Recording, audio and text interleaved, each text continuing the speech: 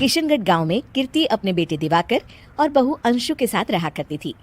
तीनों बहुत ही हंसी खुशी अपना जीवन व्यतीत कर रहे होते हैं। अरे बहू, आज खाना मैं बना देती हूँ। नहीं माँ जी, आप क्यों तकलीफ कर रही हैं? आप आराम कीजिए, खाना मैं ही बनाऊंगी। कितनी अच्छी बहू मिली है मुझे, भगवान ऐसी बहू सबको दे।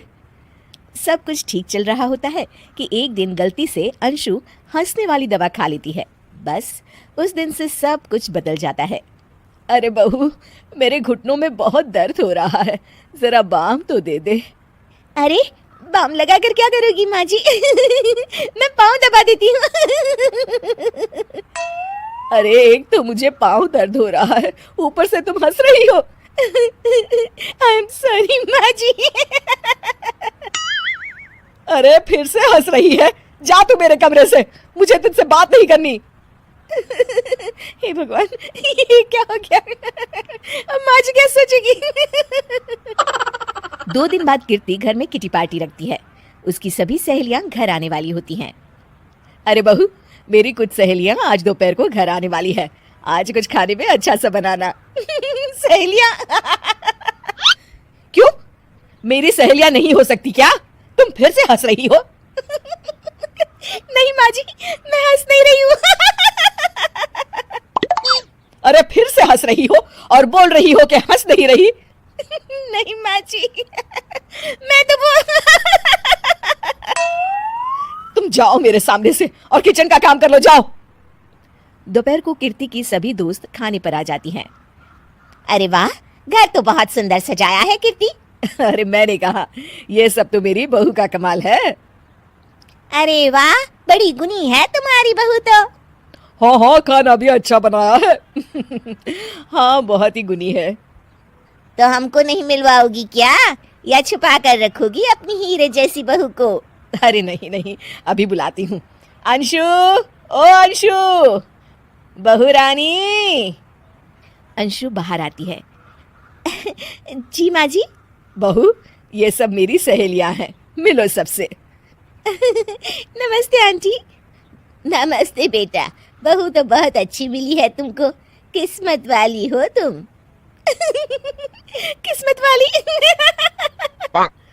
अरे क्या हुआ, हंस क्यों रही हो? नहीं नहीं, मैं हंस नहीं रही हूँ। तभी अचानक सांची के हाथ से चम्मच छूट जाता है और उसका कुर्ता गंदा हो जाता है। अंशु फिर से हंसने लगती है। इधर सब सहेलियां गुस्सा होकर चली जाती हैं। कीर्ति भी नाराज होकर अपने कमरे में चली जाती है। हे भगवान, ये मैंने क्या कर डाला? इस तरह से तो माँ जी और उनकी सहेलियां नाराज हो गई। अगले दिन, बहू, ओ बहू, किधर हो? जी माँ जी। जल्दी से मेरे साथ चलो, पड़ोस वाले शर्मा जी की हार्ट अटैक से मौत हो गई है, उनके घर बैठक के लिए जाना है। अंशु तैयार होकर आ जाती है। थोड़ी देर में दोनों शर्मा जी के घर पहुंच जाती हैं। वहां पर सब रो रहे होते हैं। कीर्ति शर्मा जी की बीवी के पास बैठकर उन्हें सांत्वना देने लगती है। बड़े अच्छे इंसान थे मेरे पति। अच्छा। तुम हंस क्यों रही हो? वो अच्छे थे। हाँ हाँ, बहुत अच्छे थे अंकल। अरे अंशु, हंस मत। माँ जी, मैं हंस नहीं रही।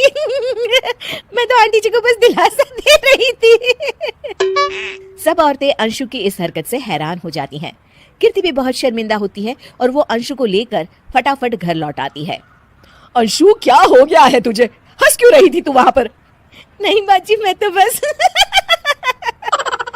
अरे तू फिर से हंस दी, जा तू अपने कमरे में, मुझे तो तुझसे बात ही नहीं करनी।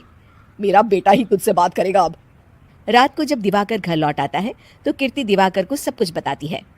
ठीक है माँ, अब फिक्र मत करो, मैं अंशु से बात करता हूँ। दिवाकर अपने कमरे में जाता है। जी आ गए आप? कैसे हैं? मैं तो ठीक हूँ, बस सर में हल्का दर्द है। सर में दर्द? अरे इसमें हंसने की क्या बात है? नहीं, मैं हंस नहीं रही हूँ। मुझे तो फिक्र हो रही है आपकी। एक तो मेरे सर में दर्द है, ऊपर से तुम हंस रही हो।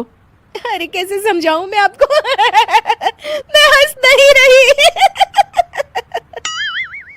अंशु, तुम इस घर से चली जाओ, माँ ने मुझे बताया जो भी तुमने शर्मा आंटी के घर किया और किटी पार्टी में भी। नहीं जी, मैं ऐसे नहीं हूँ। तो अभी क्या हुआ था, क्यों हंस रही थी तुम? रुकिए, मैं आपको सब कुछ बताती हूँ। बताती हूँ आपको सब कुछ। अंशु डायरी में लिखकर दिवाकर को पढ़ने देती है। कुछ दिनों पहले मैंने गलती से हंसने वाली दवा पी ली थी, जिसकी वजह से ये सब हो रहा है। इसका असर कुछ दिन और रहेगा। अरे तो तुमने ये सब पहले क्यों नहीं बताया अंशु? वो मैंने माँ जी को बताने की बहुत कोशिश की, मगर उन्होंने सुना ही नहीं। अरे ठीक है, मगर वादा करो जब तक दवाई का असर ठीक नहीं हो जाता तुम घर से बाहर नहीं जाओगी। नहीं जाऊंगी और हंसूंगी तो बिल्कुल नहीं। लो, तुम तो फिर से हंस दी।